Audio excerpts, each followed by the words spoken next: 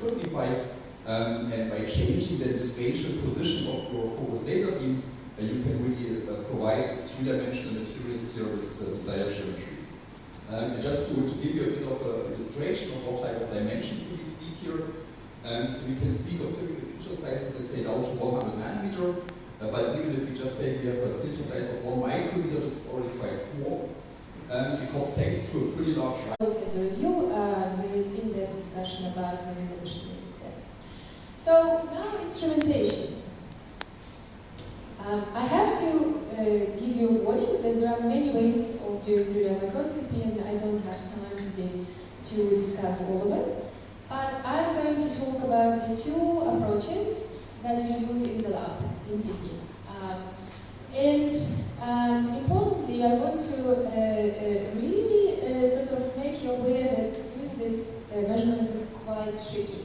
And the reason for it is the scattering efficiency, brilliant light scattering, is quite low. So if you have 1 billion photons, then maybe one will interact with the pressure wave. So the efficiency is very low, it's similar to Raman scattering.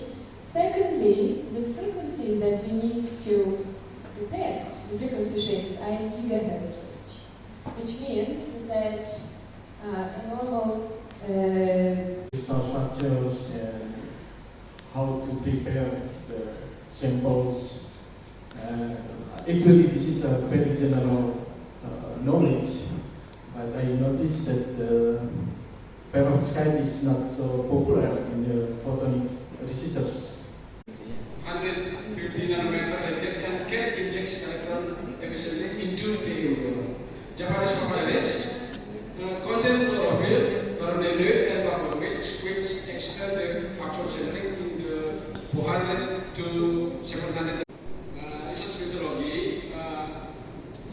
source of nanobag is dragon root and Japanese photolysis, and its source is shown with aqueous or the waters, asphalt and ethanol. And this is the direct media. Sorry, I explain.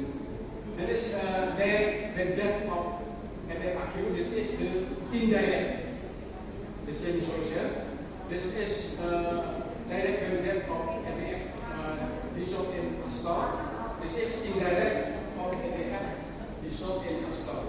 This is direct media of NF dissolved in ethanol, and indirect media